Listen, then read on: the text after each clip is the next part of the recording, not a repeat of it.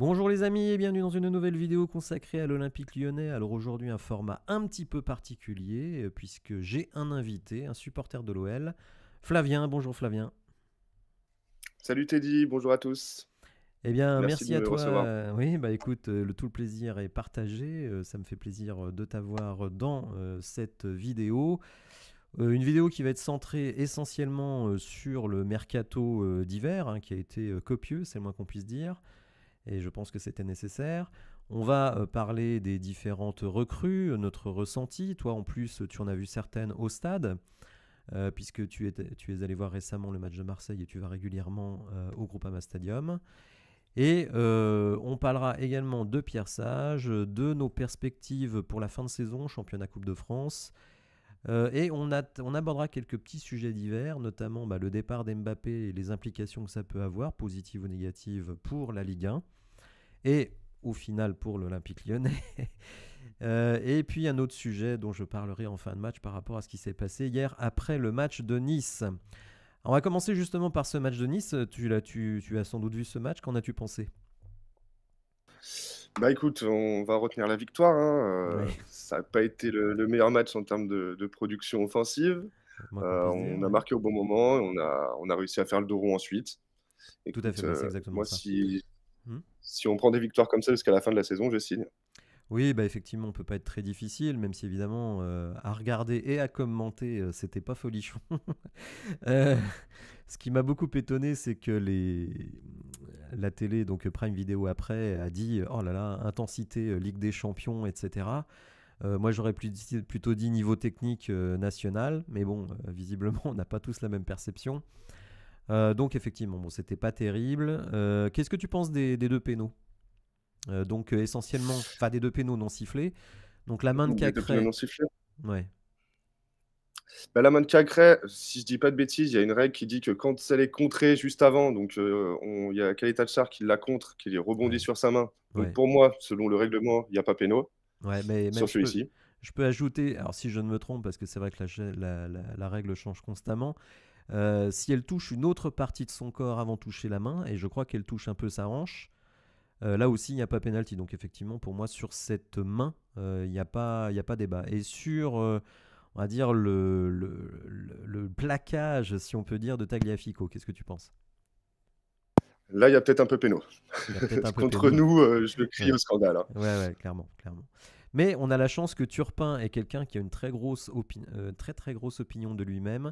Donc lui pense qu'il ne peut absolument pas se tromper. Je ne sais pas si tu te souviens le penalty qu'il avait sifflé en faveur de Neymar sur une faute de Barcola. C'était pas, Non, non, Malo Gusto, Malo Gusto. Cousteau, Oui, voilà, c'est ça, ouais. Où exactement. il l'étrangle. Voilà, exactement. Et Turpin donc considère qu'il ne peut pas se tromper, donc pour lui la VAR ne sert absolument à rien. Et donc effectivement, ça a été à notre avantage hier puisqu'il n'est pas revenu sur la décision initiale qui était de laisser jouer. Bon, on s'en sort bien, on va pas se mentir, hein. Un seul tir cadré pour nous pendant tout le match, donc c'est quand même très moyen. Sur notre série de victoires, puisqu'on a fait 4 victoires consécutives, dont 3 en championnat, qu'est-ce que tu penses? Est-ce que tu penses qu'il y a vraiment quelque chose qui est né suite à cette série, ou bon, on a quand même eu un max de réussite? Comment est ta perception par rapport à ça? On y reviendra peut-être quand on parlera du mercato, mais quand même, moi, Oui, j'ai senti une émulsion un petit peu dans le club, ouais, que ce soit avec le changement un petit peu de la direction, là, les recrutements et cetera. Je sens quand même un engouement. Comme tout à l'heure, on va parler un petit peu du ressenti du stade. ouais, On peut dire quand même que les supporters n'ont jamais lâché l'équipe, c'est vrai. même dans les moments difficiles. Oui, C'est pas le cas de tous les clubs. Donc, oui. moi, je suis très content de ce qui se passe, en toute Mhm. transparence. Oui, C'était un peu inespéré. On oui, passe de la 18e place à l'11e place en 6 ou 7 matchs. oui, Donc quand même, c'est beau. ouais, Et la première partie de saison, on n'avait vraiment pas de réussite. ouais, Tout était contre nous. J'ai oui. l'impression que ce soit l'arbitrage, les comptes favorables, tout ça. Et Mm, là, bon, bah, écoute, ça revient un petit peu, donc ça fait exactement. plaisir. C'est un petit peu ce que j'avais dit, hein, parce qu'il y a des moments où on était dans le trou, et je me souviens que lors d'une FAQ, donc une foire aux questions, un abonné m'avait demandé, mais qu'est-ce que tu pourrais me dire pour me faire croire qu'on ne va pas descendre en Ligue 2? Alors bon, moi j'avais dit déjà le mercato, même si à l'époque on n'était pas certain que la DNCG nous laisse recruter. Mais donc j'avais dit, un, le mercato, et puis deux, bah, peut-être aussi un renversement en termes de chance, de réussite, on va dire. C'est-à-dire que vraiment, en début de saison, on était nul à chier, ça, je crois que tout le monde sera d'accord. Mais en même temps, on n'avait vraiment pas de chance. On avait des joueurs, bah, comme j'ai cité hier, Croupi, qui nous met un but venu d'ailleurs, un banger de 25 mètres, etc.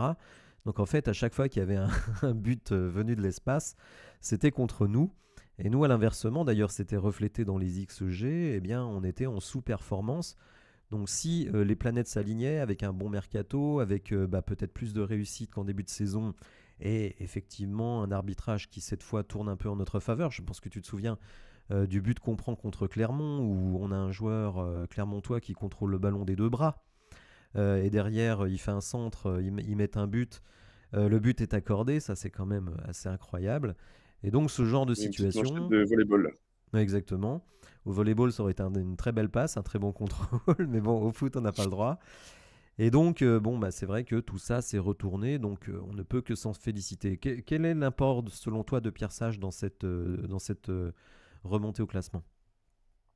Bah, écoute, Pierre Sage, franchement, moi, je le connaissais un petit peu du centre de formation, tout ça. Oui. Quand il est arrivé, je me suis dit que ça allait être en dépannage, en pompier, mais j'ai l'impression quand même qu'il a réussi à enfin, c'est pas une impression, il a réussi à fédérer l'équipe. Oui. Tout le monde l'aime bien aussi, donc Mhm. il se trouve que moi, il a un potentiel sympathique et énorme. Ouais. Je trouve qu'il a une bonne tête, tu vois, Pierre Sage. Ouais. Ouais. On a envie de lui faire confiance, on a envie de le Ouais. suivre. Et ben, d'abord, on a retrouvé un petit peu de solidité défensive avec cette défense à 5 que je Oui. pensais qu'on verrait toute la saison au final. Mhm. On s'en éloigne, donc c'est pas pour me déplaire entre guillemets, parce que je suis plutôt pour un jeu offensif. Mhm. Non, moi je suis très satisfait de Pierre Sage. Oui.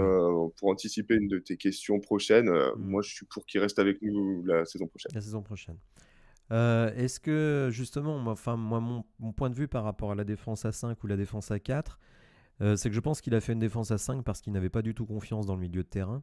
Et il pensait qu'on se ferait transpercer. Et là, je pense qu'avec les arrivées de Mangala et de Matic, et puis l'abattage de Cacré, il se sent moins en danger défensivement, ce qui permet d'avoir effectivement un offensif de plus.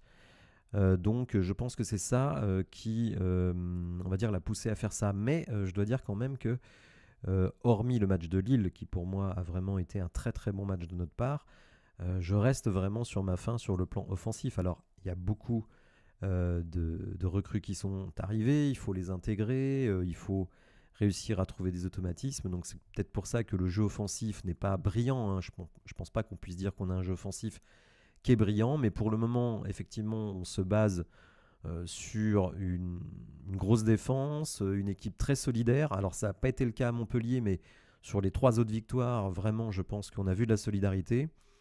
Et puis il se dit, ben, avec le talent qu'on a devant, que ce soit la Casette ou d'autres, Orban, etc., eh ben, ou même Cherki d'ailleurs, bah, peut-être que ça peut faire la différence. Donc c'est vrai que pour le moment, on joue vraiment comme une équipe qui joue le maintien, mais avec des super joueurs.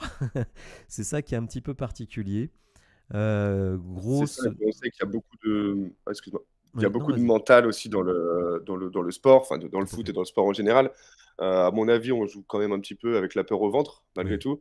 L'important, c'est les 3 points à chaque match, Mm, et je suis mm, pas sûr que la qualité de jeu, même si, bah, Lacazette, on a déjà parlé, tout le monde aimerait qu'on joue mieux, et en plus, on sait qu'on en a désormais le potentiel et l'effectif. Mais à mm. mon avis, on joue avec la peur au ventre encore, et voilà, Oui. on cherche à obtenir les 3 points coûte que coûte. Bah, c'est Et du clair coup, que. pour répondre à Pardon. Vas-y, vas-y. pas de souci. Pour répondre à ta aussi par rapport à la défense à 5 et à Oui, 4, oui, hier, j'étais étonné du coup dans une défense à 4 de voir quand même, Mata en DC mettre Nice à droite. oui, Ça montre en effet qu'il a confiance en ce nouveau milieu. oui. On n'aurait jamais tenté ça il y a 3 mois. Et on a vu un Matic qui est revenu très très souvent défendre quasiment en position de décès. Donc ça, bah, c'est quelqu'un qui effectivement n'a pas de vitesse, mais par contre qui a un sens du placement extraordinaire et surtout cette sérénité hein, qui nous faisait défaut. Rappelle-toi quand même la passe d'O'Brien en retrait qui amène le but contre Lens. Enfin bon bref, des trucs qui justement font qu'il y a un manque de sérénité, même si euh, je pense que comme moi, tu n'as pas du tout aimé en début de match qu'on essayait de relancer court, où là c'était n'importe quoi les relances dans la défense, enfin dans la surface. C'était vraiment extrêmement dangereux et ça nous a mis. Mata, à un euh, moment, il a failli nous en ah faire ouais, une ouais, belle. ouais, ouais, non, c'était assez terrible. Alors, effectivement, tout cela, bah, ça donne on va dire une image autour du club qui est quand même très très positive. Des supporters qui reviennent au stade, 50 000 hier. Je pense que c'est une des meilleures affluences de la saison après celle du PSG. Alors que sur les matchs précédents, on était plutôt à 35-40. Donc ça, c'est positif. J'ai vu qu'ils ont une politique agressive en termes de tarifs pour la Coupe de France, puisqu'il y aura beaucoup de places à 10 euros pour les adultes et 5 euros pour les enfants. Donc on peut espérer peut-être contre Strasbourg avoir un stade plein. Il n'y a rien à faire hein. Quand le public suit, l'ambiance est là, ça donne vraiment un coup de boost aux joueurs. Donc ça c'est très positif. Il y avait quelque chose que tu m'avais dit bah, quand on a commencé à envisager de faire cette vidéo. Tu avais beaucoup apprécié l'apport de Nuama contre Marseille. C'est vrai que moi Nuama c'est quelqu'un que j'ai tendance à beaucoup critiquer. Bon hier il fait une passe décisive mais c'est vrai que je lui trouve quand même un certain nombre de défauts. Le fait d'aller souvent sur son pied gauche, bon même si hier il fait une passe décisive du pied droit, mais malgré tout, il est en conduite de balle pied gauche, donc ça, je trouve ça un peu embêtant parce que finalement, il l'amène sur le défenseur. Pareil, sa finition, encore hier, hein, sa finition n'est vraiment pas au top. Tu te souviens quand il a un tir dans la surface, puis qu'il la met 10 mètres au-dessus, quoi. Donc, c'est un peu notre Ousmane Après Dembélé, j'ai récupération, l'impression. passe en profondeur de Cacré. Ouais, Et ouais, ouais, je ouais, voyais bien le 2-0, histoire de ouais. parcheminer ce bel hold-up. Ouais.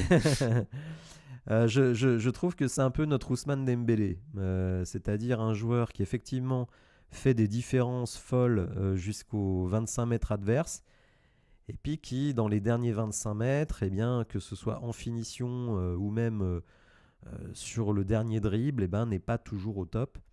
Alors ça reste un jeune joueur, je pense qu'il a encore de la marge de progression, mais toi, qu'est-ce que tu en penses? Est-ce que tu es satisfait de Nuama? Il faut savoir que on va certainement l'acheter l'été prochain, donc au moins 25 millions. Est-ce que tu trouves qu'il les vaut?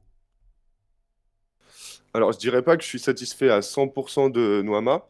Oui, Par contre, je pense qu'aussi, je sais pas si tu te rappelles, bah, il y a 2-3 mois, quand on était un peu au fond du trou, il est mhm, arrivé, enfin, il a montré des qualités. oui, Et aussi, il a 20 ans, hein, ou 21, ouais, on ouais, lui donnait tous les ballons. C'était ouais, tiens, Noama, débrouille-toi, essaye de ouais, faire quelque chose. ouais, Je pense qu'aussi, c'était pesant pour lui et que, bah, comme on parlait tout à l'heure de mental, à mon avis, il a dans sa tête, il se dit, je dois faire la différence. mhm, Et je pense que ça lui met pas mal de pression aussi. Là, avec les nouvelles arrivées et un côté gauche qui, avec Fofana et Benrahma, ouais, peut lui aussi apporter, je pense, quand il y aura un peu plus de mhm, confiance et que ça sera mhm, mieux, enfin, que ça tournera mieux. À mon ouais, avis, s'il est libéré de ce poids, de toujours devoir faire la différence, etc., il jouera plus libre, plus simple et il arrivera à vraiment devenir un grand joueur. bon, écoute, Moi, justement, bah, sur mm, le match de Marseille, ouais, ce qui m'avait impressionné, c'était surtout physiquement. Bah, Merlin était aux fraises. ouais, Et clairement, enfin, il répétait les courses. Et à chaque fois qu'il prenait la balle, tu savais qu'il allait faire mal, quoi. Des ouais. petits crochets. Il m'a fait vraiment plaisir sur ce match. Après, bon, il est un peu déçu sur les autres. Alors moi, c'est vrai que je suis très focalisé sur son aspect monopied parce qu'effectivement, je suis d'accord que c'est quelqu'un de très rapide. D'ailleurs, moi, je préférerais l'avoir sur le côté gauche parce que comme il ne marque jamais, je me dis, ah bah justement, avec son pied gauche, il pourrait faire des beaux centres vers la casette ou d'autres joueurs d'ailleurs. Donc toi, qu'est-ce que tu en penses de cette utilisation qui est faite de lui? Il a toujours joué faux pied chez nous, donc gaucher du côté droit dans l'aile. Est-ce que tu penses que ce serait pas mieux de l'avoir gaucher sur le côté gauche, c'est-à-dire sur son pied fort pour centrer, étant donné que c'est quelqu'un qui ne marque pas de but, un seul but depuis le début de la saison. Qu'est-ce que tu penses de ça? Bah alors, pour être tout à fait honnête avec toi, même si je suis très souvent en raccord avec tes analyses, moi, je Ouais, suis pour les ailiers qui jouent mauvais pied, enfin, c'est-à-dire un droitier qui joue à gauche, quoi. ouais. Peut-être que là, dans le cas de Noama, vu il repique dans l'axe, mais du coup, il n'a pas une très bonne frappe de balle, etc., ça pourrait être intelligent de le tester à gauche. Ouais. Mhm. Bon, écoute, en tout cas, moi, c'est vrai que. Alors, s'il marquait des buts, je dirais pas la même chose. C'est-à-dire que si c'était Ariane Robben qui revient sur son pied gauche et puis qui te met des cacahuètes dans la lucarne, ça me poserait pas de problème. Seulement, ce que je constate, c'est que le joueur ne marque pas. Par contre, effectivement, avec sa vitesse, il fait des différences. Il y a aussi cette conduite de balle qui ne me plaît pas, puisqu'il conduit sa balle systématiquement pied gauche. Et si tu attaques à droite et que tu attaques, enfin que tu conduis ta balle pied gauche, tu l'emmènes vers le défenseur. et ça lui facilite la tâche. Donc moi, je reste mesuré sur son utilisation pied droit, enfin du côté droit, pardon. Mais bon, après, c'est une histoire de sensibilité. C'est pas que je suis forcément contre les faux pieds, mais je trouve que lui, en tout cas, il serait, enfin c'est mon point de vue, il serait meilleur du côté gauche. Mais bon, peut-être qu'on le verra Bah, en hier, cours de on a vu saison. que Barr l'a bien mis dans sa poche quand même. Oui, oui. Oui, mais c'est Melvin parce Barr qui que fait un très bon match. hmm, c'est ce que je dis toujours, c'est que en fait, quand tu dribbles pied gauche et que tu joues à droite, tu offres le ballon à ton défenseur. Donc si le défenseur, et de toute façon ils le font, ils étudient les joueurs, surtout un joueur dangereux comme lui et qui avait un peu brillé contre le PSG et contre Marseille, forcément les autres équipes voient ça. Si moi je le vois qui suis un supporter lambda, je pense que forcément les techniciens des équipes adverses, les analystes vidéo le voient. Donc il lui dit surtout ne lui donne pas le retour vers le milieu parce il aime faire ça. Essaye plutôt de l'attirer. Tu sais, moi j'étais coach de basket et j'étais joueur. Et quand on repérait, je repérais souvent à l'échauffement, les joueurs qui étaient faibles sur leurs mains faibles, donc main gauche en général, parce qu'il y a beaucoup de droitiers, et je disais à mes joueurs, orientez-le, dribble main gauche. Et là, il va se dribbler sur le pied, il va être mal à l'aise, et vous allez pouvoir lui piquer le ballon. Et ça, c'est quelque chose qu'on étudie. Et c'est vrai que moi, je suis très sensible à ça, et je vois bien que Nuama, il revient systématiquement sur son pied gauche. Et donc, ça facilite le travail des défenseurs. Bon, on va pas passer 3 heures sur Nuama, mais voilà, je voulais faire la petite précision, parce qu'effectivement, toi, tu avais été impressionné par son impact de vitesse, notamment contre Marseille. Bon, on va parler du mercato, donc un mercato extrêmement puissant, hein, puisque c'est le plus gros mercato en Europe, y compris devant la Première Ligue. 56 millions dépensés, c'est quand même pas rien. Plus 31,9 millions d'options d'achat et 16,5 millions de bonus, ce qui veut dire que quand on additionne tout ça, on arrive quasiment à 100 millions dépensés cet hiver. Sachant que si on rachète Nuama à Molenbeek, bah, ce sera 25 millions de plus, peut-être même davantage, puisqu'il avait 5 millions de bonus, je crois, donc ça potentiellement 30. Et puis on a Luis Enrique, donc, qui lui a été signé par Botafogo avec une clause de transfert à Lyon, soit l'été prochain, soit l'hiver prochain. Et donc ça veut dire qu'on a quand même cet hiver et à la fin de l'été dernier engagé 150 millions. Je trouve quand même que c'est beaucoup. C'est beaucoup. Alors bon, peut-être que c'était nécessaire cet hiver pour sauver le club, hein, tout simplement. D'ailleurs, je constate que, d'une certaine manière, en faisant un très gros mercato d'hiver, on reconnaissait qu'on avait fait un mercato d'été qui n'était pas du tout à la hauteur, malgré ce qui avait été dit par les dirigeants. Et donc, si tu veux bien, on va passer un par un les recrues qui ont été faites cet hiver.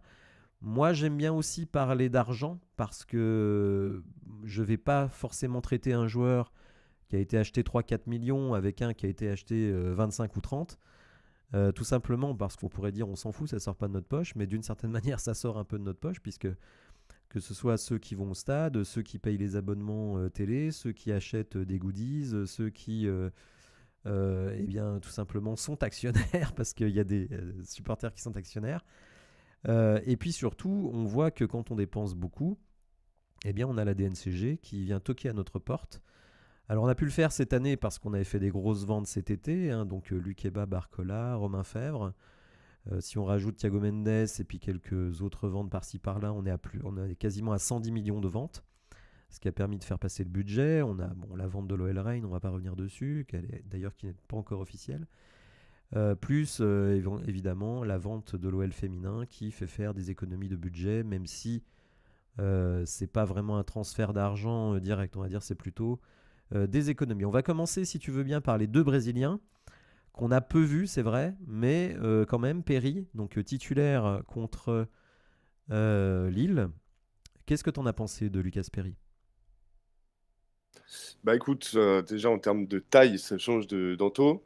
Oui, Il est impressionnant dans la cage. Il sort 2-3 ou 3-4 parades sympas quand même. ouais, Il est bon à la relance. Bon, on l'a vu sur un match. Moi, j'avais regardé pas mal de highlights de l'année dernière à Botafogo. Ça a oui. l'air d'être un bon gardien. Troisième Mhm, gardien du Brésil quand même si on sait que c'est pas le secteur où ils sont le meilleur, le Brésil. ouais, Moi, je pense que c'est un bon recrutement. En plus, au final, oui. on l'a pas payé très très cher, Oui, alors il contrairement faut à ce qui était annoncé à la base. tout à fait. Bah, au départ, il était annoncé pour 15 millions, ce que je trouvais totalement délirant. Et en fait, là, il est arrivé pour moins de 3,5 millions. Alors là, pour le coup, c'est vraiment une bonne affaire. En plus, je trouve que, moi qui critique beaucoup Textor, je trouve que sur ces deux dossiers-là, puisqu'on va dire les deux, Perry et Adrielson, sont arrivés à peu près pour le même prix, et avec des conditions un peu identiques, c'est-à-dire que Botafogo touchera 50% de la vente future, pas de la plus-value, hein, de la vente. Ce qui fait que si les mecs sont bons, eh ben, Botafogo s'y retrouvera. Admettons qu'on revende Perry dans 2 ans 25 millions, bah, ils toucheront 12 millions, en plus des 3 qu'ils ont déjà touchés. Et nous, évidemment, on percevra le reste. S'ils sont pas bons, bah, ils toucheront quasiment rien. Admettons qu'on revende Perry 5 millions, bah, ils auront la moitié de 1,5 million. Et tout simplement parce que leur joueur n'était pas si fort. Moi, je trouve qu'effectivement, il a fait un très bon match contre Lille. Alors, il n'a pas eu des arrêts exceptionnels non plus. Je crois qu'il y en a vraiment eu un qui était difficile et qu'il a réussi. C'était pas facile pour lui parce que il n'avait pas joué quand même depuis quasiment 1 mois et demi. En plus, on a appris qu'il avait pris un petit peu de poids, donc il n'était peut-être pas à 100% sur le plan athlétique. Il avait une pression énorme parce que s'il se ratait dans ce match-là, il savait très bien qu'il ne jouerait plus de la saison, même si on se qualifiait. Donc c'était quand même pression maximale sur ses épaules avec des défenseurs qu'il ne connaît pas, un style de jeu qu'il ne connaît pas. Donc moi je trouve qu'il a été bien. Est-ce que toi, Flavien, tu fais partie de ceux qui aimeraient bien le voir en championnat à la place d'Anthony Lopez? Je pense pas cette saison. Ouais. En termes, quand même, Lopez, ça fait un moment qu'il est là. Il nous a sauvé des saisons aussi.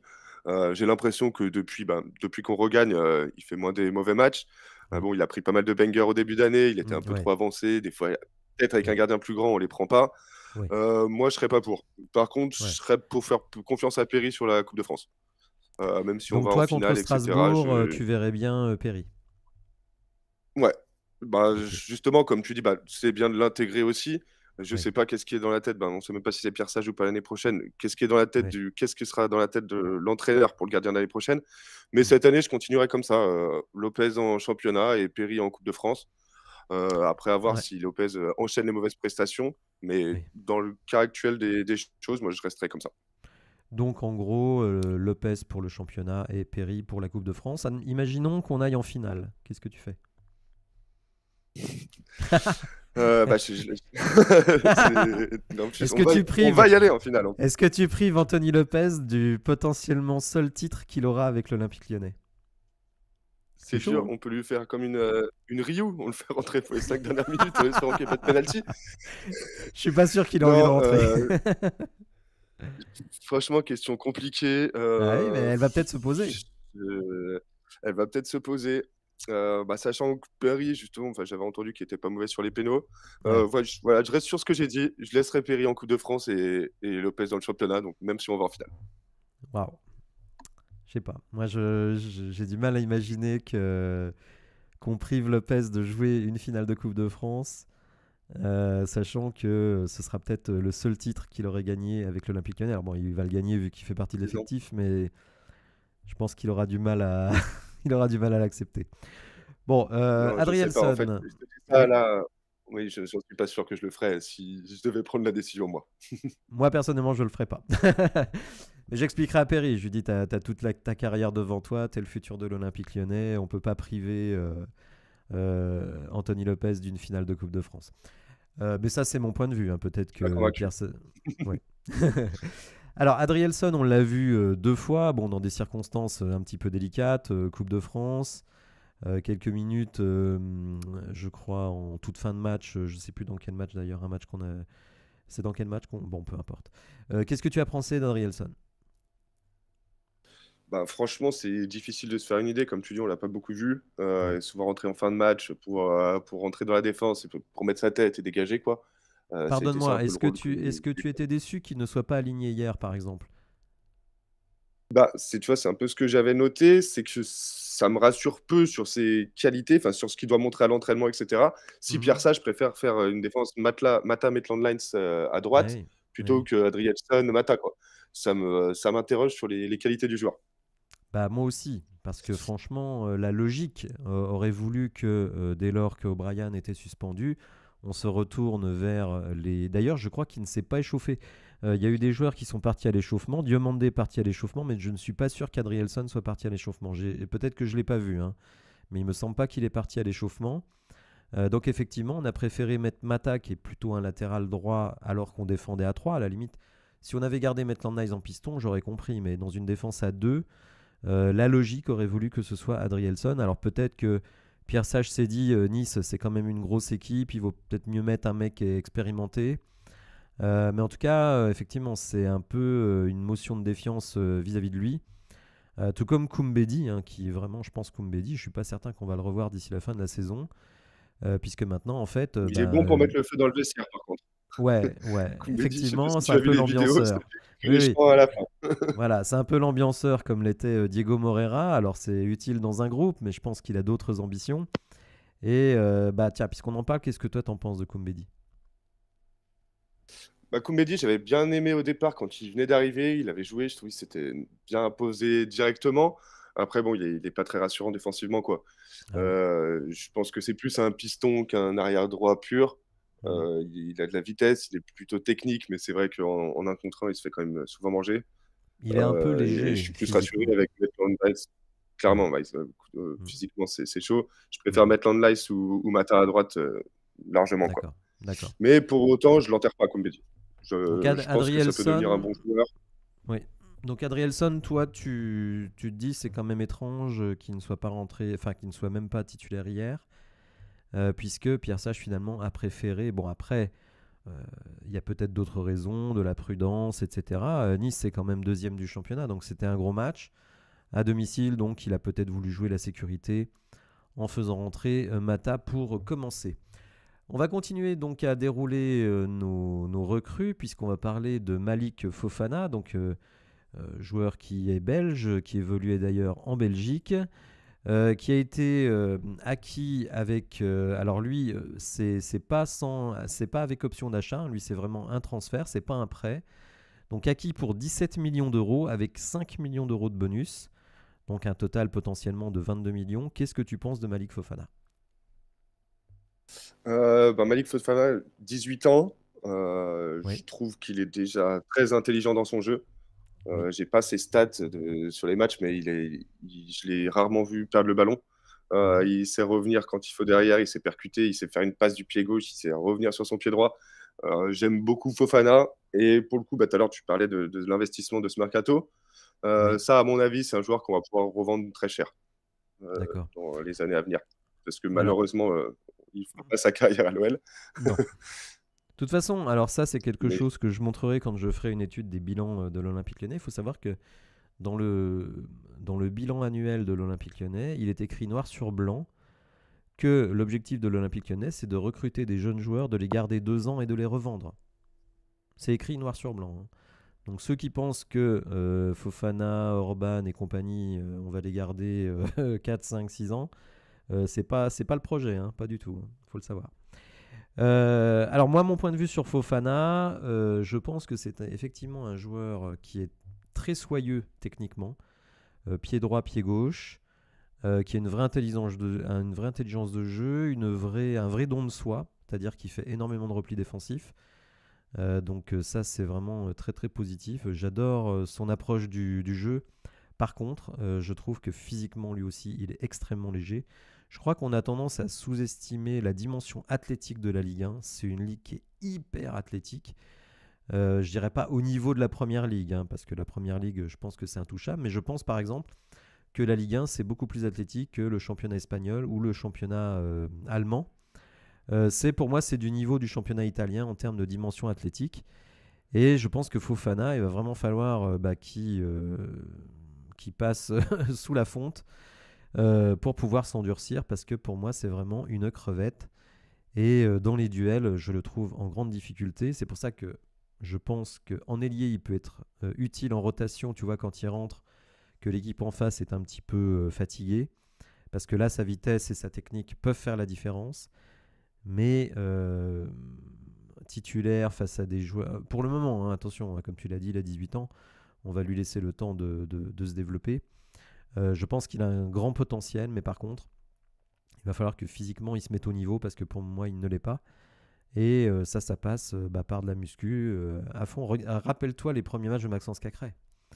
Maxence Cacré, c'est pas une bête physique, hein, mais en tout cas, il s'est mis au niveau sur le plan physique. C'est-à-dire que maintenant, il résiste au contact. Bon, après, il y a des limites de la nature, si tu veux, mais moi, je me rappelle un de ses tout premiers matchs sous Rudy Garcia à Strasbourg. Il se fait mais défoncer de chez défoncé. Et je pense que ce match lui a fait du bien parce qu'il a compris qu'il devait absolument se renforcer physiquement s'il voulait faire une longue carrière au niveau pro. Donc pour Fofana, alors moi je Ouais, je te trouve... rejoins là-dessus. Ouais, merci. Je trouve que 17 plus 5, on va dire, c'est les prix actuels au mercato d'hiver d'un mec qui a un gros potentiel. Donc c'est un peu cher, mais c'est pas choquant, selon moi. Parce que, effectivement, comme tu le disais, si il devient le joueur qu'on pense qu'il peut devenir, il peut monter à 35, 40, peut-être plus. Donc, potentiel En termes de futur. talent pur, je Oui. pense qu'en termes de talent pur, il est. Je suis désolé pour tous ceux que je risque de choquer, mais il a plus de talent que Barcola, Ah, footballistiquement oula. parlant. Oui, mais Barcola, Ouais. justement, il a cette qualité, malgré le fait que ce soit de quelqu'un d'extrêmement mince, d'avoir une vitesse folle. Il fait plus d'1m80, je crois qu'il fait 1m82.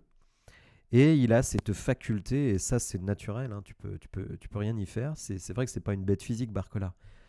Mais il a ses grands compas et il les maîtrise. C'est ça qui est très fort. Et moi, c'est vrai que je tiens Barcola en très très haute estime. Évidemment, je resterai toujours dégoûté qu'il soit parti au PSG, mais bon, qu'est-ce que tu veux, c'est comme ça. Après, Fofana, pour moi, il est encore assez loin de Barcola parce que justement, il n'a pas cette dimension athlétique qu'a Barcola, qui était plus âgé. Hein, donc peut-être qu'il va l'avoir parce que à cet âge-là, je dirais entre 18 et 21 ans, si tu fais ce qu'il faut, tu peux vraiment t'améliorer athlétiquement. Hein. Après, ça devient un peu tard, mais il est pile poil dans la période où il doit. Moi, je serais lui, je prendrais un préparateur physique personnel pour améliorer ce qu'il doit améliorer, la puissance, l'explosivité, tout ça, ça se travaille de toute façon. Et je prendrais en exemple Cacré, parce que d'une certaine manière, moi, je le vois plus proche de Cacré sur le plan physique, hein, j'entends. Plus proche de Cacré, et je trouve que Cacré a fait cet effort-là. Maintenant, plus personne va te dire Cacré, il se fait défoncer au milieu de terrain.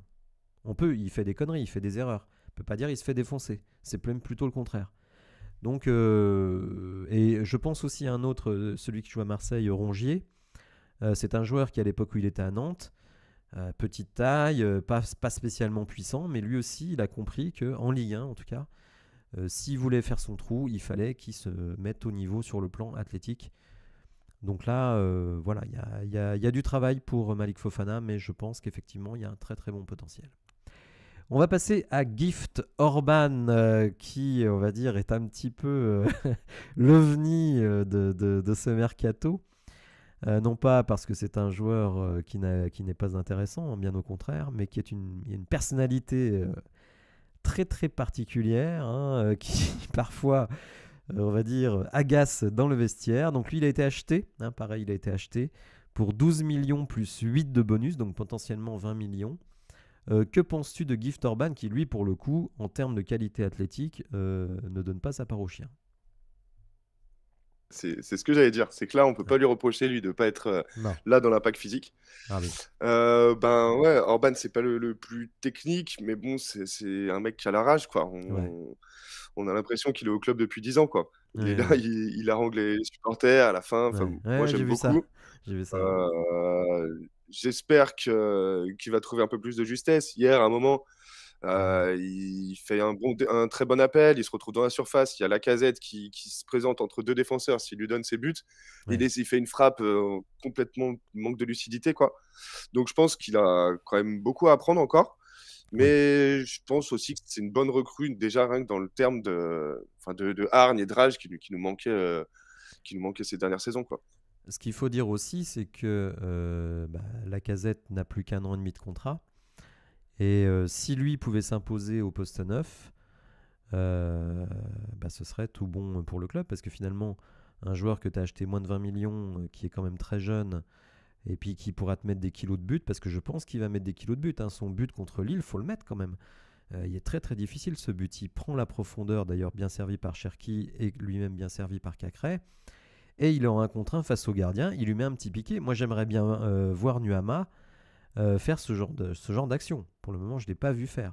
Et lui, dès sa première vraie belle occasion, pareil, il y a d'autres situations où il est dans des angles fermés, il arrive à cadrer. Moi, je trouve ça très intéressant. Et fait comme tu le dis, le mec est un fighter, c'est un combattant. Et je trouve que ça fait du bien. Alors, je pense qu'il est frustré. Hier, son match, je pense que c'est un match de gars qui est frustré parce qu'il n'a joué que peut-être 10 minutes à Montpellier. Hier, il rentre encore assez tard et je pense que ça bouillonne en lui. Il a envie d'y aller. On sent qu'il a envie d'y aller. Et je pense que Pierre Sage doit lui donner plus de minutes. Je trouve par exemple hier, alors même si c'est pas vraiment un ailier pur et dur, je pense qu'il peut le faire. D'ailleurs, il l'a fait, hein. Il a joué en ailier depuis qu'il est arrivé chez nous. Moi, j'aurais sorti Benrahma beaucoup plus tôt pour faire entrer Orban, qui me semble quelqu'un d'extrêmement percutant, très costaud, mine de rien, et qui en plus, devant le but, cadre. Alors, ça m'a pas l'air d'être un dribbleur, mais par contre, moi, les frappes que je l'ai vu faire, alors sauf hier effectivement, je trouve qu'il cadre très souvent. Et je pense qu'il va nous mettre beaucoup de buts, mais évidemment, il faut qu'il soit sur le terrain pour ça. En tout cas, bon, 12 plus 8, je pense là aussi, ça me paraît être un deal honnête. Qu'est-ce que tu en penses? Oui, clairement. Et du coup, pour compléter ce que tu as dit, Ouais, moi-même, je l'aurais mis Titu à la place de Benrahma, en soi. absolument d'ailleurs. Heu, Vu la Ouais. prestation de Benrahma contre Montpellier, peut-être qu'il faut qu'il se réacclimate aussi. Benrahma, on Mhm. en attend beaucoup de lui. On va y venir sûrement, juste Tout après, à mais fait, tout à fait. j'aurais mis Orban, moi. Ok. Parce que, bah, Ah, quand un joueur se bouge autant, montre des choses, enfin, comme tu dis, enfin, j'ai eu l'impression qu'Orban, on lui rendait pas la monnaie de sa pièce, entre guillemets. Il est arrivé exactement. direct comme un guerrier, il a tout donné et Ouais, après il se retrouve sur le banc pour quelqu'un qui exactement. vient d'arriver, qui a rien prouvé encore. J'ai Ouais. pas trouvé ça totalement fair de la part de Pierre Sage. Mais je suis absolument d'accord avec toi, d'autant que Saïd Benrahma a reconnu lui-même que après son transfert, les émotions que ça a généré, tu sais, le transfert annulé puis finalement validé, il avait demandé à avoir quelques jours de repos au club. Et donc, c'est pour ça d'ailleurs, j'avais été pas mal critiqué parce que moi, je l'avais pas mis dans la compo à Montpellier, j'avais mis justement Orban parce que je prenais cet élément en cause. Et je me mettais à la place d'Orban qui jusque-là avait vraiment donné satisfaction. Et il voit un gars qui en plus a eu, je dirais, des vacances en plus, qui a manqué donc des séances d'entraînement, qui n'est pas non plus une star mondiale, hein. On n'a pas recruté Mbappé ou Erling Haaland, hein. Et qui lui passe devant dans la rotation. Et ça, c'est vrai que moi aussi, j'avais trouvé que c'était pas fair. Tu as employé le bon mot pour notre ami Orban. En tout cas, bon, moi, ce que j'espère, c'est que Pierre Sage va continuer à faire jouer la concurrence. Je trouve que Benrahma, pour le moment, a eu un statut qu'il ne mérite pas encore.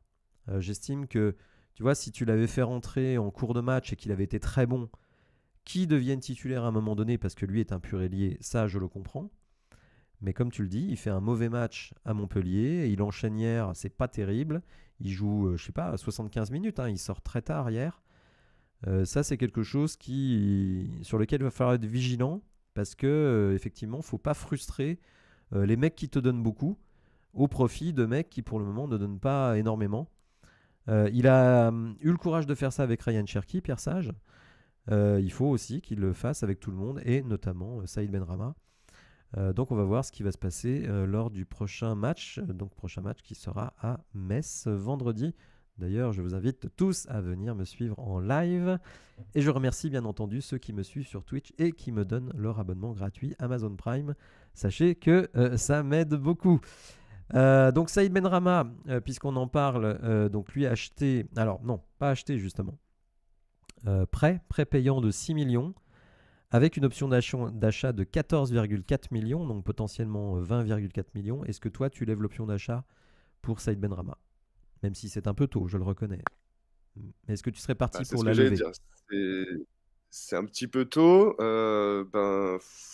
avec l'équipe qu'on a autour et cetera, je sais pas.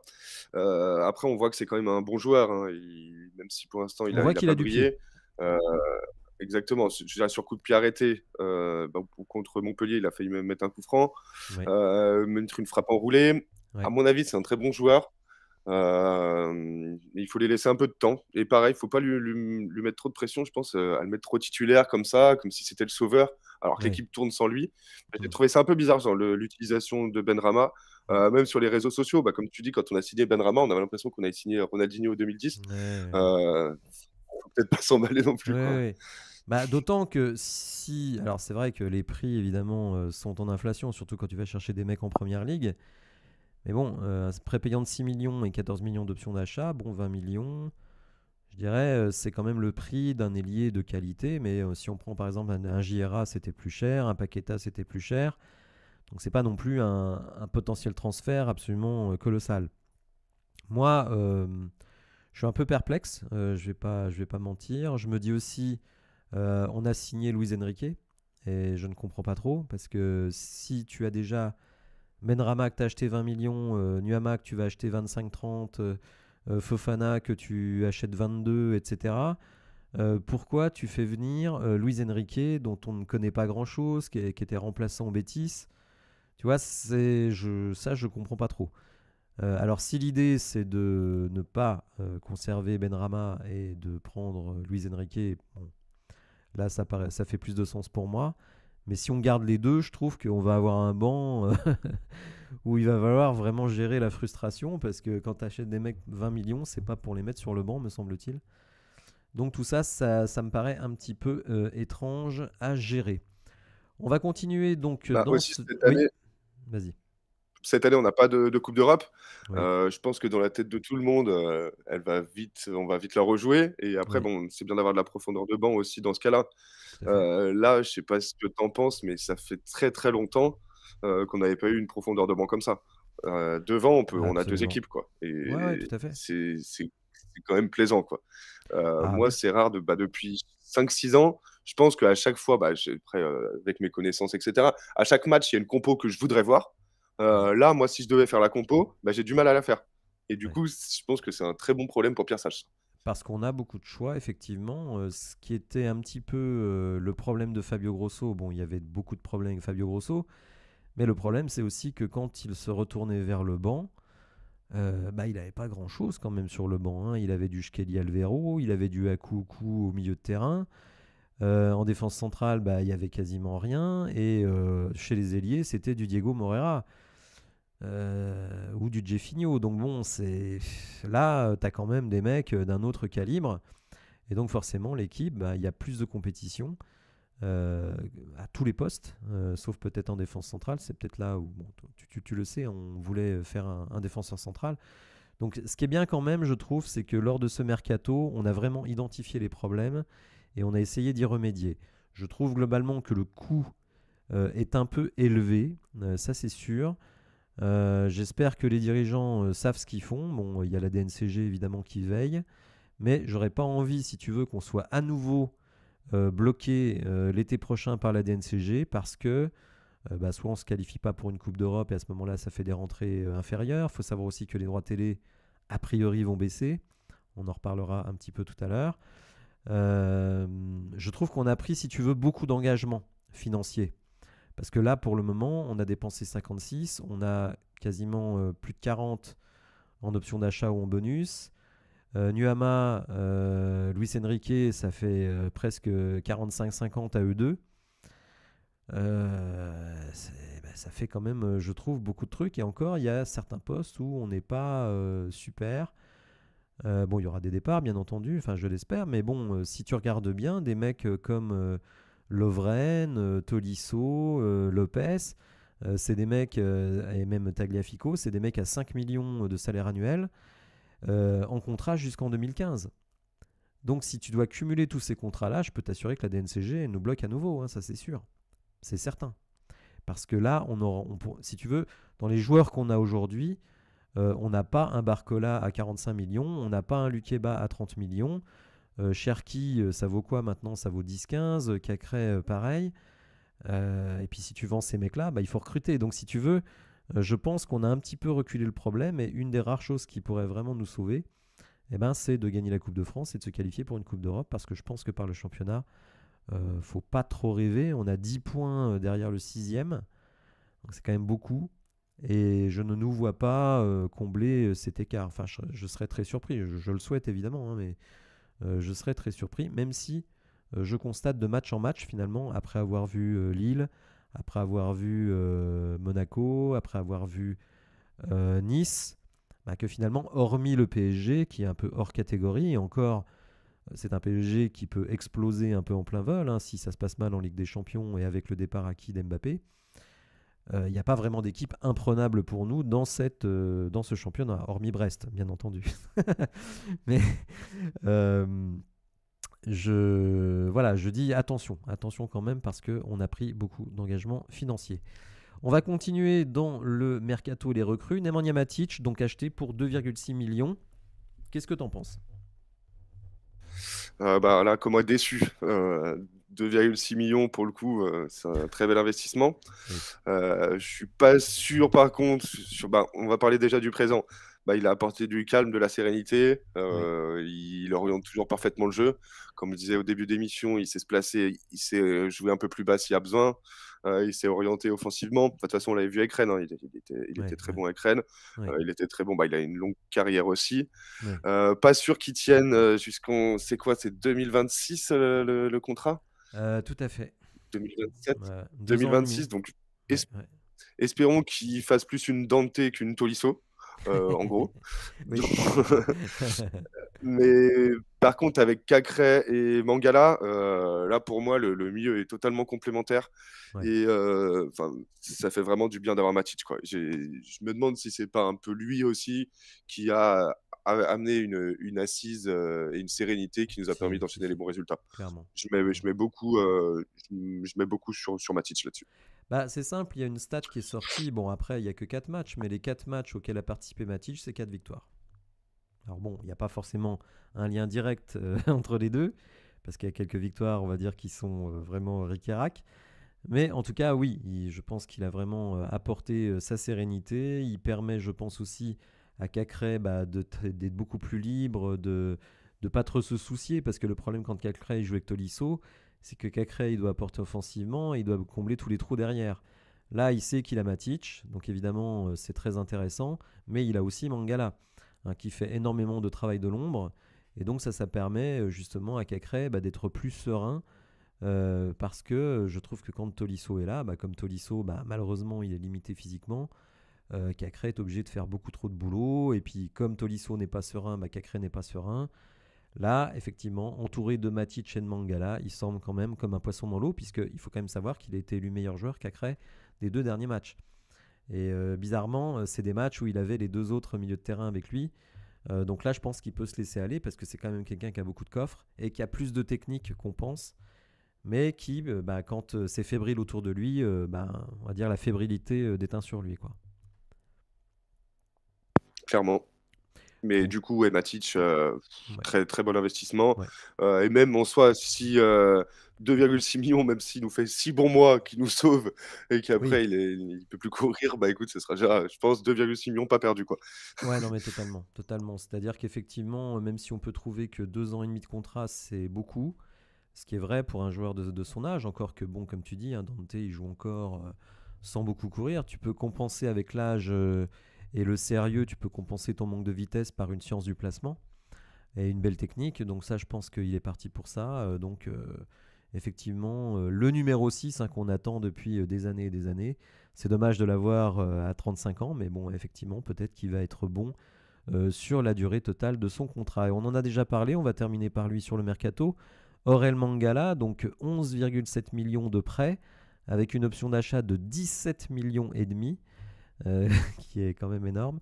3,5 millions de bonus, ce qui fait un total potentiellement de 32,7 millions, ce qui ferait de lui la plus grosse recrue de l'histoire de l'Olympique lyonnais. Qu'est-ce que tu penses du joueur et est-ce que tu penses que le prix est justifié? Alors déjà, qu'est-ce que je pense du joueur? Ben, comme on vient de le dire, là, avec Cacré et Matic, bah, ça a apporté une énorme sérénité.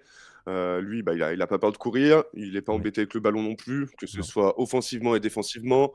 Il coupe des Puis il met lignes un de but hier. passe, il fait des belles passes en profondeur, il met un très beau but, il est bien placé, enfin il monte et même ça, enfin je trouve que l'équipe elle a un plus d'allant offensif en ce moment. Ouais, Je ouais. sais plus qui c'est qui en parlait, mais là avant il y avait un centre, il y avait Lacazette dans la surface. Mais Là, il y a oui, un centre, ils sont 5 à la réception.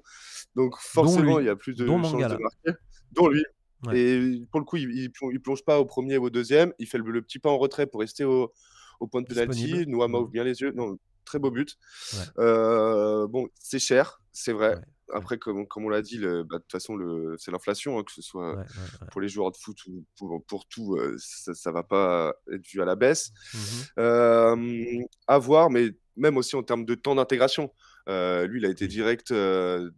direct mis dans le bain et direct, enfin, il n'a pas eu de temps mort, quoi. Il a tout de suite Mmh. été au niveau. Ouais, Un peu moins cher, ça aurait pas fait de mal. ouais. Mais là, au vu du milieu qu'on avait, etc., franchement, Mmh. il fallait faire quelque chose. Ouais, ouais, Et ouais. pour le coup, je pense que c'est une très bonne pioche. Moi, je pense, bah, comme toi. C'est-à-dire qu'effectivement, ça reste cher, mais d'une certaine manière, c'était nécessaire. Il nous fallait un mec comme lui, un mec qui est quand même jeune, qui a de l'expérience, qui est très physique, qui est très collectif, qui a une super mentalité, qui en plus, bah, effectivement, a un apport offensif intéressant, parce que moi, je le vois très très souvent aux abords de la surface de réparation. Là, hier, il était carrément dans la surface au point de pénalty, ce qui veut dire qu'il n'hésite pas à se projeter. Il fait aussi du travail de récupération. Et c'est vrai, c'est cher. Mais bon, mercato d'hiver, si tu cibles un mec et que tu le veux absolument, bah, va falloir sortir le chéquier. Là, ce qui est bien, bah, c'est que finalement, bon, on repousse au mois de juin la levée des options d'achat, donc le fait de sortir beaucoup d'argent. Je pense qu'il ne faut pas s'attendre à un gros mercato d'été, hein, parce que d'une certaine manière, ce mercato d'hiver, il anticipe le mercato d'été.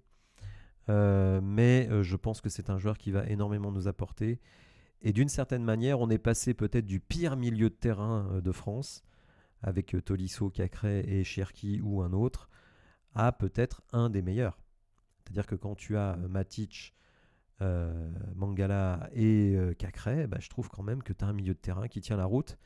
Et bizarrement, et ben, les victoires suivent, quoi. Donc le milieu de terrain, c'est le poumon de l'équipe. Et là, je trouve qu'effectivement, il a de l'allure. Je préfère payer Mangala 30 que Aquaku 2, quoi. 5. En résumé. Ou 5, ouais. Je sais Ouais, pas à combien on l'avait Kouakou, en payé, mais plus, tu vois, c'est un mec, on ne sait pas comment on va s'en débarrasser, hein. Ça va être très très compliqué, hein. Parce qu'il a, c'est il a sûr. rien montré sur toute sa carrière pro, hein. Donc je sais même pas ce qu'il fait là, ce gars. Je comprendrai jamais ce recrutement. Bon, écoute, Moi c'est non comme plus. ça. Alors, si on fait un bilan, donc un mercato effectivement quand même assez cher, mais qui, en tout cas selon moi, répond aux besoins de l'équipe, hein. C'est simple, j'avais dit à la fin de l'année 2023, il faut changer la moitié de l'équipe. Et on a fait 7 recrues. Donc on y est. Potentiellement, dans le 11 majeur, tu vas avoir Benrahma, Mangala, Matic, peut-être Orban en ailier. Donc quasiment 4 joueurs de champ qui sont des recrues. Ce qui veut dire que bah, c'était nécessaire. De toute façon, certains médias disaient que non, il faut continuer avec l'équipe qui a gagné 3 matchs en décembre. Bon, bah, cette même équipe, elle enchaîne avec défaite à domicile face à Rennes et Tôle au Havre. Non, non, il fallait changer des choses, il fallait mettre de la concurrence dans l'équipe et mettre aussi de la qualité. Parce que c'est ça le truc. Euh, Tu peux faire ce que tu veux, tu peux être le meilleur entraîneur du monde. S'il n'y a pas de qualité dans l'équipe, tu vas galérer et c'est ce qui s'est passé. Quel bilan tu tires de ce mercato? Bah, je pense que c'est un des meilleurs mercatos qu'on a fait depuis bien longtemps. Oui. Bah, déjà, il nous permet déjà de sortir de cette zone de relégation, Mhm. zone de barrage. On enchaîne les victoires. Et que ce soit en termes de, bah, pour cette saison, c'est très bien parce que les joueurs sont prêts directement et peuvent aider pour la plupart directement. C'est un mercato qui est pas mal dans le futur parce que là, j'ai quand même l'impression, si là, quand je regarde l'effectif, je me dis qu'on peut, en Europa League, on sera pas ridicule, quoi. Oui. Euh, bon, peut-être pas encore au niveau Champions League, mais en Non. Europa League, on peut ne pas être ridicule. Et aussi, en termes pour l'avenir, on a fait des achats sur des joueurs sur lesquels on peut faire une plus-value. Oui. Que ce soit Fofana, Orban, peut-être Mangala, Perry. C'est des joueurs sur lesquels, à mon avis, on peut faire une plus-value. Et c'est pas des joueurs qu'on achète, qui vont venir mourir chez nous. Oui. Et voilà quoi. Donc, Bah, moi, je c'est suis vrai que très satisfait du mercato. c'est un peu ce qu'on a fait sur la fin de l'ère Jean-Michel Aulas, d'aller chercher des joueurs, alors certes avec des montants de transfert relativement faibles, mais tous un peu en bout de piste, quoi. Et donc qui n'ont aucune valeur à la revente. Les seules valeurs à la revente qu'on avait, c'était les mecs qui sortent du centre de formation. Donc là, c'est vrai qu'on a acheté des joueurs qui ont un potentiel à la revente pour la plupart, bon, sauf Matic, évidemment. Adrielson, je ne suis pas convaincu, mais peut-être Perry, titulaire à l'Olympique Lyonnais, tu l'as payé 3,5 millions, à mon avis, tu le vends plus cher quand même. Donc effectivement, un mercato satisfaisant en termes de profil de joueurs, peut-être aussi de mentalité, parce que là on voit des mecs qui courent, ce qui nous change. Euh, Mangala court, Orban court, Benrahma, bon, je suis encore un peu plus mesuré, mais Orban, est-ce que je l'ai dit Orban, Fofana. Donc tout ça, tu as des mecs quand même qui courent, qui apportent du dynamisme. Et donc ça, je pense que c'est très positif et c'est ce dont l'équipe avait besoin. Et du Oui, coup, pardon, vas-y. ça complète aussi ce que tu viens de dire. C'est que aussi, bah, du coup, je pense que ces talents de faire venir des joueurs de qualité, etc., ça a aussi pas mal bougé les mentalités en interne. Oui, Bah là, depuis, par exemple, je prends l'exemple de Cacré et Maitland Nice. J'ai ouais, l'impression que depuis qu'on a recruté des joueurs, c'est plus les mêmes, quoi. Ils ont retrouvé de la confiance, du physique. Même Tolisso contre Lille, on l'avait pas vu courir comme ça depuis ouais. super longtemps. Et Cherki d'ailleurs, qui il fait s'est des passes en blessé. une touche. Oui, il a un peu trop couru, Tolisso. Même Cherki qui fait des passes en une touche. Enfin, j'ai vraiment l'impression que ça a transformé l'équipe et même les joueurs qu'on avait déjà, quoi. Donc Ouais. c'est ça qui est bien. C'est pas juste bah, les nouveaux, mettez-vous sur le terrain et prenez la place des anciens. Les anciens Mm. aussi, ça leur a apporté, quoi.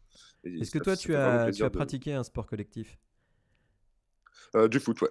Ouais, et ben, bon, moi, surtout du basket, hein, et en fait, quand on avait des nouveaux joueurs, moi personnellement, même si évidemment ça pouvait mettre en péril mon temps de jeu, moi ça me redonnait effectivement un gain d'intérêt, une nouvelle excitation, surtout quand tu vois les mecs à l'entraînement qui sont bons.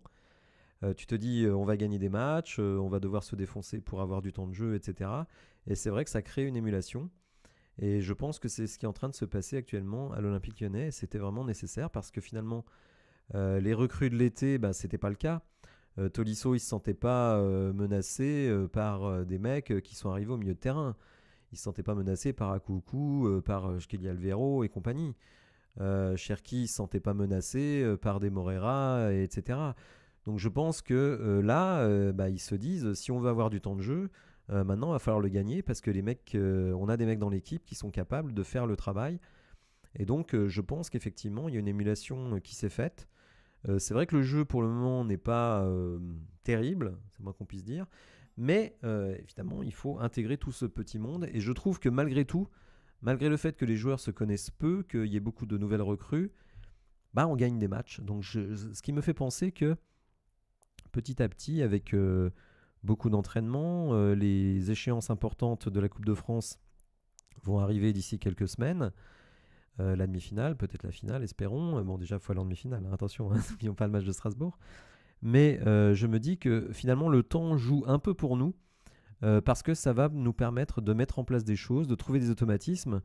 Tu vois, par exemple, quand je vois le but d'Orban face à Lille, où tu as 3 touches de balle pour trouver ton attaquant dans la profondeur avec Cacré Cherki, je me dis, si on peut trouver ce genre de circuit de passe à force de les travailler à l'entraînement, franchement, en fin de saison, il y a de quoi avoir une équipe de l'OL qui soit peut-être vraiment parmi les meilleures équipes du championnat. Alors ce sera trop tard pour le championnat, mais peut-être pas pour la Coupe de France. Qu'est-ce que tu en penses? Oui, oui, clairement. Ça fait vraiment plaisir de nous voir jouer comme ça et bah, cette coupe de France, il nous la faudrait cette année, hein, Clairement. et je pense qu'elle n'est pas impossible à aller chercher. Non. Ça ferait du bien de un titre, ça ferait du bien de retrouver l'Europe. Mhm. Clairement, ça c'est ce que j'ai noté pour plus tard, ça doit être un objectif pour moi sur cette fin de saison. Bah, l'Europe, c'est clair que Ça doit ça nous clairement être manque, un hein, quand objectif. tu vois les soirées européennes et puis que toi, tu y es pas, franchement, ça fout les boules, hein. Surtout que les autres clubs, sont pas très bons en Europe, hein, alors que Ouais, nous, on ouais, a toujours ouais. représenté quand même. Alors bon, après, je sais pas ce que nous on y ferait, mais en tout cas, aller jouer des gros clubs étrangers, quand je vois Rennes qui va jouer au Milan AC, bon, même s'ils ont pris une rouste, bah, ça te fait envie, quoi. C'est parce que tu as envie, justement. Enfin, Mmh. moi, en tout cas, c'est comme ça que je perçois l'Europe. Moi, j'ai pas envie de jouer des Bratislava ou des je sais pas quoi. Moi, j'ai envie de jouer des gros clubs européens. Pour moi, c'est ça les belles soirées européennes. Donc, effectivement, on a hâte de retrouver ça. Est-ce que ce sera la saison prochaine? Ça va être compliqué parce que il n'y a que le passage et que Coupe de France qui nous le permet, mais effectivement, comme tu le dis. Ce n'est pas impossible. Alors, on va passer justement à celui qui a un peu relancé la machine, hein, clairement. Il avait été annoncé comme intérimaire avant nomination d'un nouveau coach. Finalement, entre-temps, il a gagné 3 matchs consécutifs au mois de décembre et le board lyonnais a décidé de prolonger l'aventure. Pierre Sage. Donc toi, tu as déjà un petit peu répondu. Toi, Pierre Sage, à la fin de la saison, tu continues avec lui. Bah, à voir comment se passe, à l'instant T, oui, à voir comment se passe la fin de saison, mais là, quand un coach, fait 9 victoires en 13 matchs, reprend l'équipe au fond du gouffre après avoir changé, 3 ou 4 fois de coach, arrive à créer, une cohésion d'équipe comme ça, tous les joueurs viennent le checker quand il marque, des câlins à la fin du Ouais, match. Ouais, enfin moi je trouverais ça un peu bête ouais. parce qu'il a pas les diplômes, parce qu'il a pas l'expérience ou quoi, essayer d'aller trouver quelqu'un qui va devoir refaire ce travail de cohésion d'équipe que lui a réussi. Je trouverais que ça serait un petit peu marcher sur la tête et un petit peu comme tout à l'heure, on disait pour Orban, moi je suis pour, enfin la récompenser les gens qui prouvent quoi. Ouais. Là, s'il nous maintient, qu'on gagne cette coupe de France parce qu'on va la gagner, je vois pas je vois pas de raison je vois pas de raison de le virer, quoi. Exactement. Euh, on- Est-ce que tu verrais pas comme un frein pour attirer des joueurs de calibre supérieur le fait d'avoir un coach qui finalement n'est pas du tout référencé? Il faut être honnête, moi, Pierre Sage, avant qu'il soit nommé, j'avais jamais entendu parler de lui. Ça peut, après aussi, tu l'as dit tout à l'heure que là, le mercato de cet hiver qu'on a fait, il fait qu'on n'aura pas un gros mercato, à l'été prochain. Ouais, ouais. Donc pourquoi pas garder encore Pierre Sage une année, voir ce Mhm. que ça donne avec le groupe qu'il a construit, et qu'on a construit autour de lui. Non, franchement, moi, je serais pour le maintenir. Après, pas sûr. Par exemple, si l'année prochaine, on fait une grosse saison, qu'on se qualifie en Ligue des Champions, peut-être là, réfléchir à un coach de plus grand calibre pour Mhm. s'entourer Mhm. et avoir un coach qui l'a déjà joué aussi. Mhm. Mais là, avec la saison qui nous attend, à mon avis, l'année prochaine, la deuxième partie de saison qu'il est en train de faire avec ce club qu'il a récupéré en miettes, je Ouais. trouverais ça illégitime, en tout cas, de ne Ouais. pas le prolonger. Alors justement, hein, en 2025, si l'hypothèse de Ligue des Champions venait à se faire jour, là par contre on aura énormément de joueurs en fin de contrat, donc il y aura un renouvellement considérable de l'équipe. C'est-à-dire que Lovren sera en fin de contrat, Lacazette sera en fin de contrat, idem pour Anthony Lopez, Tagliafico, donc vraiment un très très grand ménage. Ryan Cherki, alors sauf si évidemment il part cet été, hein, ce qui à mon avis est quand même la tendance, hein, parce que ce serait quand même, sauf s'il prolonge, bien entendu, toujours le même problème. S'il prolonge pas, tu ne peux pas garder Ryan Cherki et le voir partir libre comme Oussem Aouar ou Moussa Dembélé et compagnie. Euh, donc de toute façon en 2025, il y aura un très très gros renouvellement de l'effectif. Peut-être des joueurs aussi qui voudront partir parce que c'est toujours pareil, des mecs comme Nuama, Orban, ils viennent de championnats où ils gagnaient 100 000, 200 000 euros, ils arrivent à l'OL, ils multiplient par 10. S'ils vont en première ligue, ils multiplient par 4 ou 5. Donc ce qu'on a vécu avec Barcola, on peut très bien le connaître avec des jeunes joueurs qui flambent sous notre maillot et à qui on vient proposer des salaires sur lesquels nous, on ne peut pas s'aligner. Donc c'est pour ça que moi, j'évite toujours de trop m'attacher aux joueurs parce que dans le système d'aujourd'hui, un joueur qui flambe, tu vas le perdre. C'est quasi certain parce que il y a un tel écart de salaire entre la Première Ligue et la France que quand la Première Ligue vient sonner à ta porte, regarde ce qui s'est passé pour Gusto, regarde ce qui s'est passé pour Paqueta, regarde ce qui s'est passé pour Guimarães, les mecs ils multiplient leur salaire par 3, 4, 5 voire plus. Tu peux pas lutter. Je crois que c'est Jean-Michel Aulas qui a dit que Malo Gusto il avait multiplié son salaire par 7. Tu peux pas dire non. Alors certes, en plus ça arrangeait le club parce qu'il fallait combler les trous, mais malgré tout, Barcola c'était un petit salaire de l'Olympique Lyonnais. T'as le PSG qui vient, qui pose 45-50 patates, et la direction l'a laissé partir, alors que c'était selon moi un très très mauvais choix de faire ça. Mais bon, on va pas revenir sur le dossier Barcola, mais je pense qu'il faut pas trop penser qu'on va garder nos joueurs très longtemps, parce que si on a des joueurs qui flambent, les offres qui vont arriver, on ne pourra pas y résister. Bon, en tout cas, Pierre Sage, toi, tu es pour le garder, au moins la saison prochaine. Moi, je suis plus mitigé parce que j'attends qu'il me montre plus en termes de jeu. Certes, pour le moment, on part au plus pressé, hein, c'est tout à fait logique. Donc, pour le moment, je ne suis pas exigeant avec le jeu, mais j'aimerais bien quand même qu'il y ait de la progression. Pour le moment, je trouve qu'il n'y a pas beaucoup de progression. Alors, on pourra dire, les recrues sont arrivées il y a 2-3 semaines. Faut pas trop en attendre. Mais pour le moment, je reste un petit peu sur ma faim.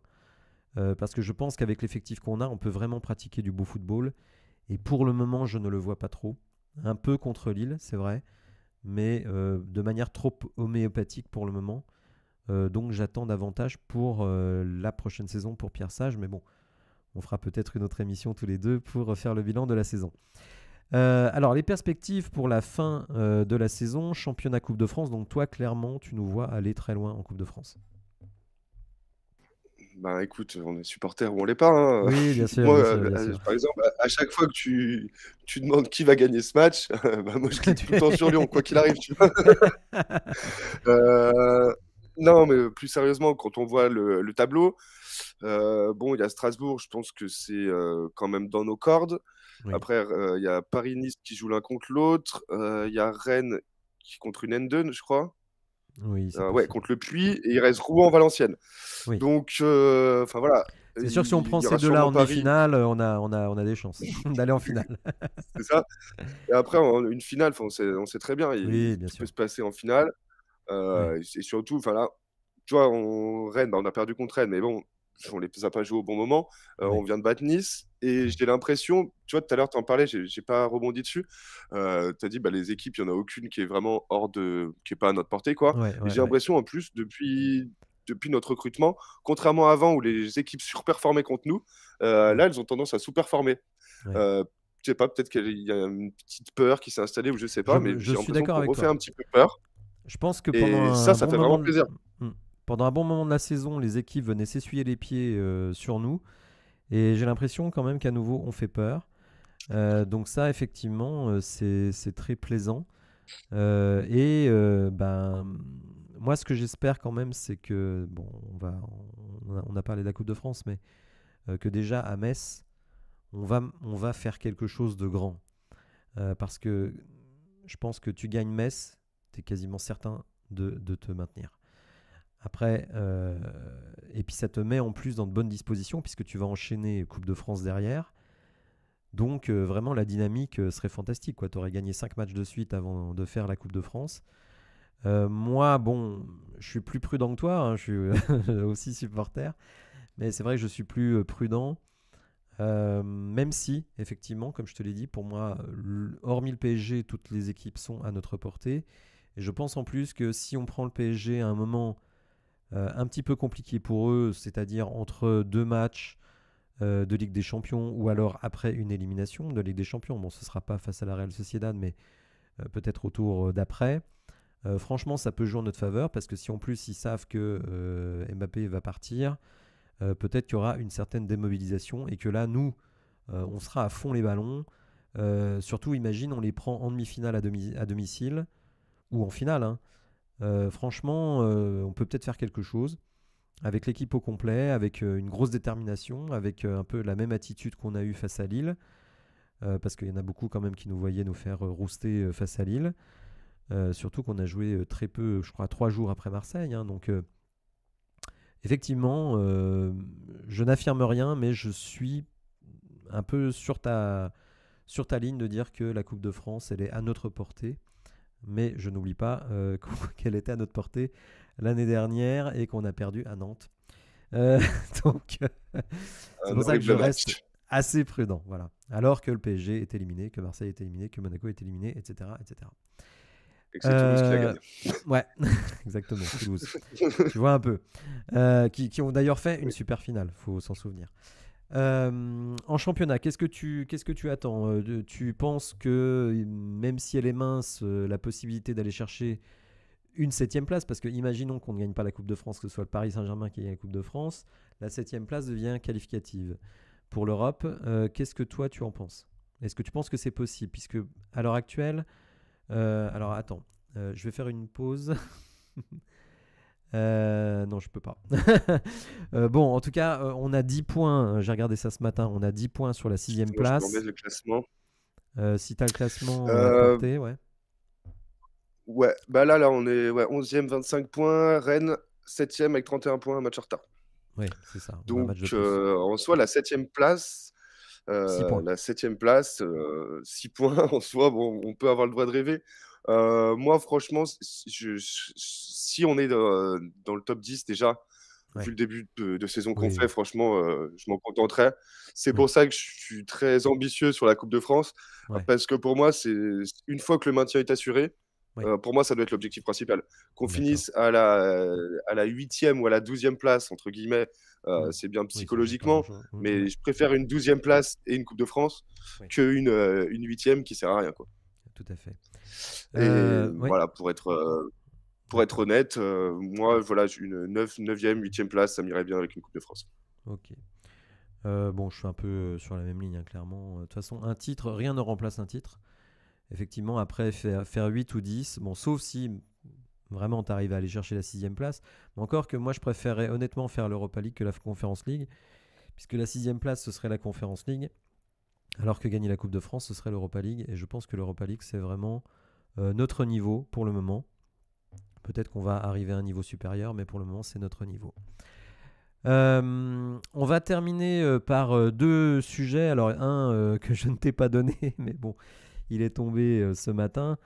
On va commencer par ça. Donc, c'est l'attaque du bus niçois par des supporters de l'OL, enfin, on va dire des ultras de l'OL.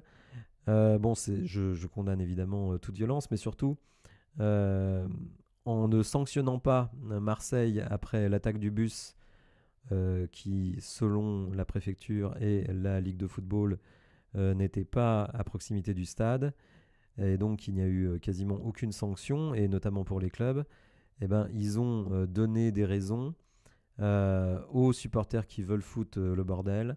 Eh bien, vous, en gros, vous pouvez le faire, mais ne le faites pas trop près du stade, comme ça votre club ne sera pas sanctionné.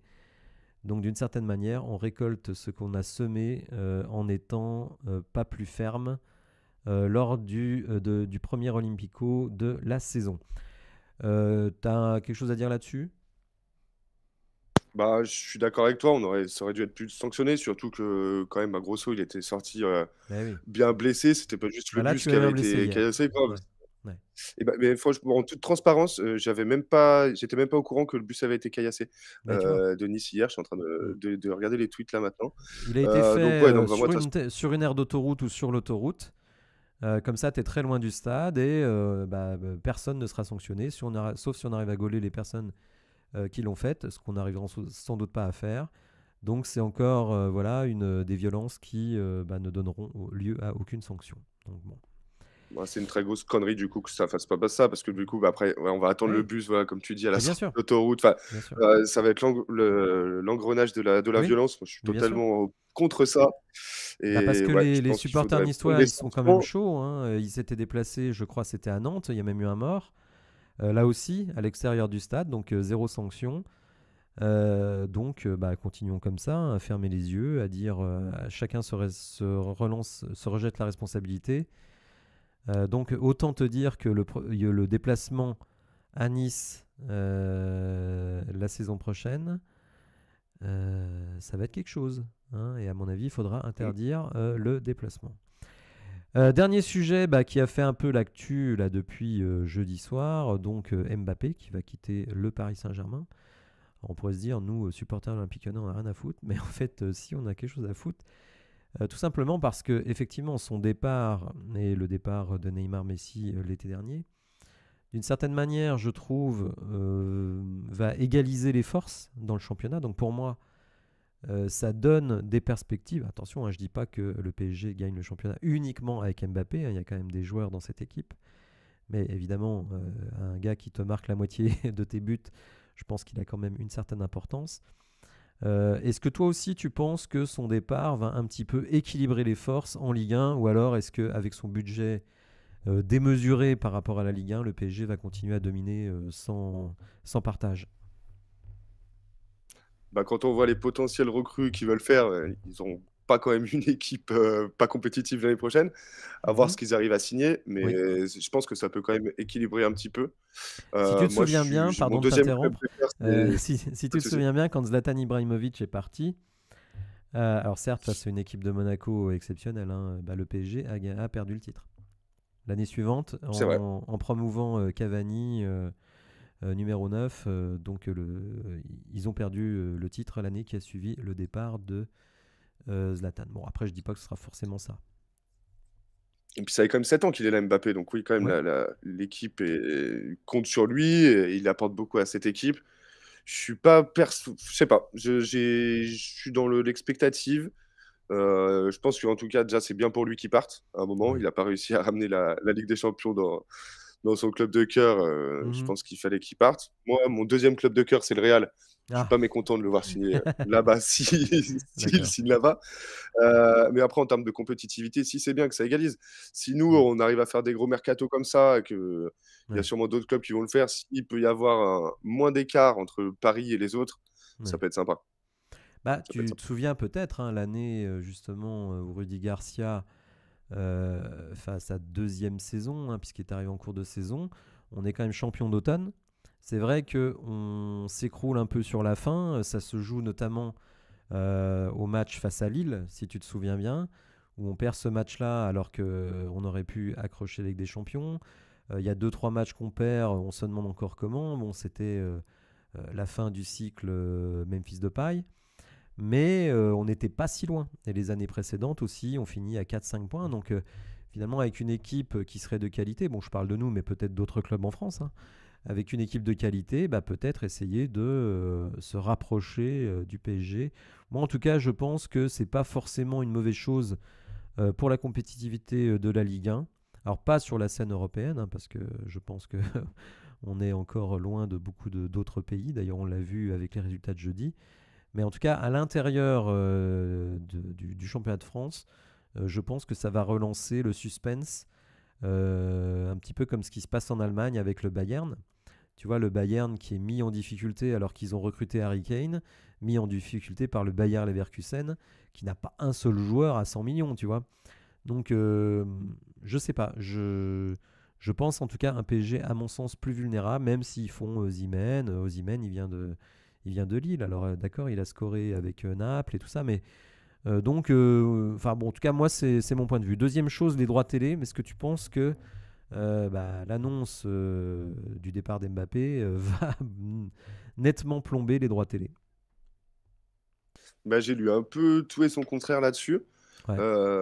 Ça pourrait sembler logique étant donné que, quand même il doit être pas mal suivi, à l'étranger et cetera. Mhm. À voir, c'est pas impossible que Paris nous recrute, une petite star internationale Mhm. qui Mhm. ramène, du droit TV aussi Oui. et ça serait intéressant que le championnat arrive à être attractif sans forcément que ce soit grâce à Messi, Neymar ou Mbappé. Mm. Là, comme tu le dis, moi j'ai l'impression quand même, enfin moi ça fait, pas 25 ans que je suis le foot. Avant on était au-dessus. Mhm. Mais depuis quand même que Paris est là, j'ai l'impression, même si Paris est un cran au-dessus, que les équipes quand même, il y a une émulsion aussi dans la Ligue 1 et que les Ouais. équipes deviennent un petit peu meilleures petit à petit. Donc Mm. je pense que le championnat mériterait quand même de Mhm. briller sans forcément des stars. Même Alors, si les stars, par parenthèse, par rapport aux stars du PSG, Messi, Neymar et Mbappé, quand Mediapro s'est écroulé et a voulu revendre ses droits, je remarque que personne n'en a voulu. Donc en fait, Canal+, s'est retrouvé avec un lot, tu te souviens, à 300 millions, 330 millions pour 2 matchs. Et Amazon Prime s'est engouffré dans la brèche pour récupérer les autres matchs, les 8 autres matchs pour, je sais plus, enfin 280, enfin bon bref. Donc un total de 600 millions. Et pourtant, il y avait les stars du PSG. Donc moi, je pense que ce qui fait l'intérêt d'un championnat, c'est son attractivité parce qu'il y a du suspense. Et si tu as des clubs qui peuvent se dire, que ce soit nous, que ce soit Marseille, que ce soit Monaco, Lille ou autre, ben, on peut être champion, peut-être Rennes, Nice, etc. On peut être champion parce que le PSG n'est plus aussi dominant. Je pense que ça relance l'intérêt du championnat. En tout cas, ça c'est mon point de vue. Et je pense que il y a beaucoup de footix, tout simplement, qui prennent un billet pour aller voir Mbappé, mais je pense pas que ce soit eux qui prennent des abonnements. Par contre, là où ça peut être pénalisant, c'est à l'international. Parce que finalement, avec son départ, tu n'as plus vraiment de stars en Ligue 1. Et là, pour vendre la Ligue 1 à l'international, je pense que ce sera plus difficile. Mais je dirais que sur les droits nationaux, c'est presque, selon moi, c'est presque même le contraire. Parce que là, tu auras un championnat qui sera plus excitant. Parce qu'en début de saison, tu ne pourras pas dire c'est un tel qui va gagner et personne d'autre. Bon, on verra bien ce qui va se passer. Je te rejoins là-dessus. C'est en négociation. Bon, alors est-ce que tu as d'autres sujets que tu voudrais aborder ? Bah écoute, pas spécialement, je crois qu'on a fait pas mal le Ouais. tour. En conclusion, franchement, merci de m'avoir reçu Bah, je t'en et prie. merci de m'avoir reçu à un moment où on parle de l'OL avec le sourire Oui, c'est vrai. aussi, parce que C'était c'était pas quand même spécialement prévu comme ça. En fait, j'avais l'intention de faire une émission spéciale Mercato juste après la fin du Mercato. Mais bon, j'avoue que j'ai terminé le Mercato sur les rotules. Et en fait, quand j'ai vu les matchs passer, je me suis dit, bah, finalement, je vais attendre qu'on ait vu à l'œuvre les recrues pour pouvoir faire ça. Et ça m'intéressait d'avoir justement pas uniquement mon point de vue, mais aussi celui d'un autre supporter. Et puis en plus, toi, tu vas au stade, donc tu as une vision qui est aussi un peu différente de ce qu'on peut voir à la télé. Donc c'est pour ça que ça m'intéressait. Donc je te remercie d'avoir accepté l'invitation. Bah écoute, avec grand plaisir. Bien, bah écoutez les amis, merci d'avoir suivi cette émission. J'espère qu'elle vous aura intéressé. On se retrouve évidemment très rapidement puisque dès lundi soir, je vais faire une tribune des supporters en live sur Twitch et sur YouTube. Donc à partir de 21h, vous pourrez aborder tous les sujets qui vous intéressent et je lirai vos commentaires, je répondrai à vos questions et je dirai moi-même si j'ai des choses à dire. Merci de m'avoir suivi et puis on se dit à bientôt. Salut Fabien, à bientôt. Bonne journée. Merci.